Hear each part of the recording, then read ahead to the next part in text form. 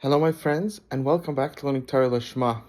We talk a lot about the idea of balance and the incorrect, wrong ideology, shita of kollel, the way it's looked at as today. We're talking about which is the common idea, which is full-time kollel. That's what's being pushed on everybody. And we talk about how the dangers of it. You could go into other shum to see that. And it's very interesting. So this is Litvish is creating this.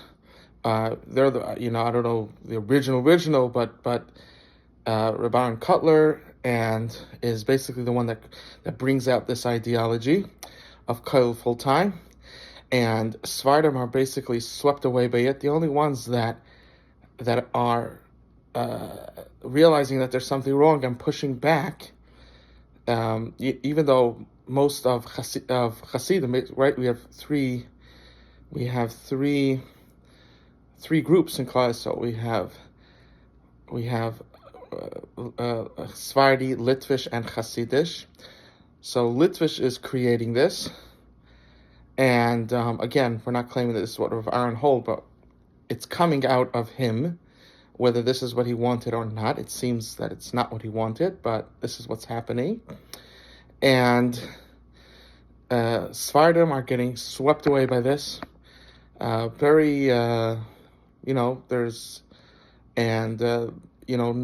no recognition that there's anything wrong. And when it comes to Hasidim, it's also a lot of Hasidim. I would say probably the majority, maybe not the overwhelming majority, but a very high percentage, maybe around 70%, is being swept over by this. But there is a 30% which is not seen anywhere else. It's basically zero. If anything, maybe there's a 5%. You understand? But by Hasidim, we do see a substantial 30% that are actually fighting back and realizing that it's wrong, and they're telling people that you need to be balanced, you need to learn, you need to work, work on your character trait. And this is just a testament to Hasidus, to the Baal Shem Tov HaKadosh. When you have a shita that's so powerful, it locks away the girls, meaning it doesn't just lock away the girls from people that are balanced, but it also locks away the girls from people that are actually learning, because you understand, and it's not because they test the boy to see if he knows how to learn. I don't think anybody tests any boy to see if he knows how to learn. They just expect that he does because he goes to this yeshiva, or because someone says he does know how to learn. You understand? I haven't heard of anybody that ever got tested to see if he knows how to learn. It happens to be when I met, let's say, with some parents, I would speak to them in learning, but it was never, you could have easily not spoken anything about it. And I happened to, talked about deep ideas. But it's marvelous how the Baal Shem Tov HaKadosh, Chassidus today is veering a lot from the Derech HaBaal Shem, but they at the same time as they're not following completely the Derech HaBaal Shem Tov, they're also following it to a certain extent, and just that bit that they're still doing the Derech HaBaal Shem. Maybe it's not a bit, maybe it's a bit more, maybe it's like a 50-50 over here, following the Derech HaBaal Shem.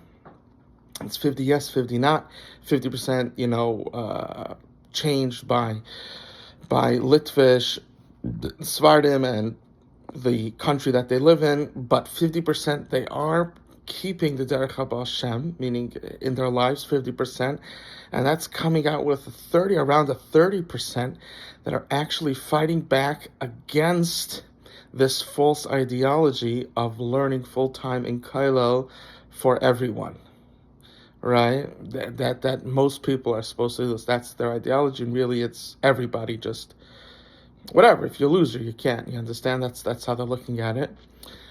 This is this is amazing. Again, it's terrible what's happening to Klal Yisrael and the people inside, and all the girls now that won't get married, won't have kids because of this, uh, and all the men that now won't get married and won't have kids, and all the people that go off the derech because of this.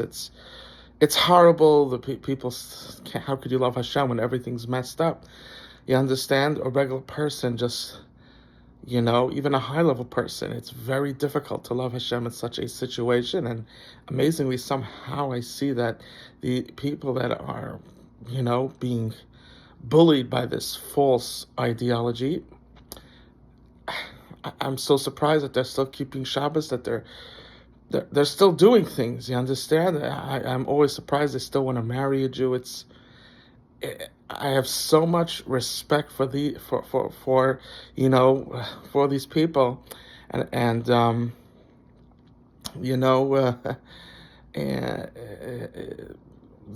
best years of their lives are being taken away easily. Someone could go all the way to 30 with nothing, and and then it's 30 until and beyond, and infinity and beyond. These unfortunately the leaders, they don't.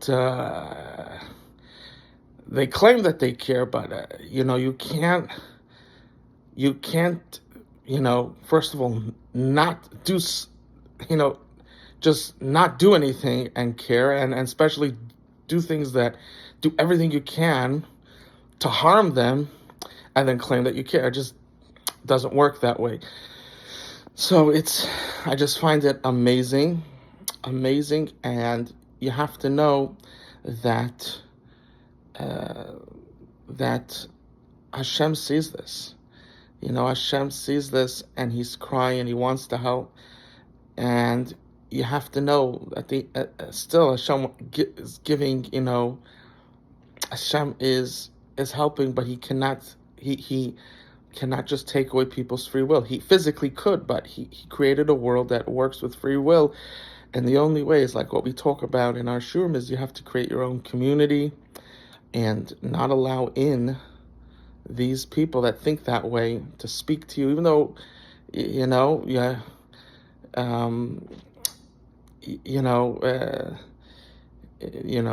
if someone, they can maybe know something in a different area, and you can let them know, here it's okay, but here we consider you wrong, but for other areas, that's fine. You have to, but, the best thing is just to get someone that when it comes to such an important thing of life, of getting married, of being balanced, that if they have that wrong, you understand that means there's something seriously wrong with them.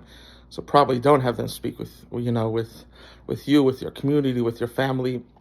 But I understand if you want to, then you just at least have to tell them that aspect they shouldn't speak about.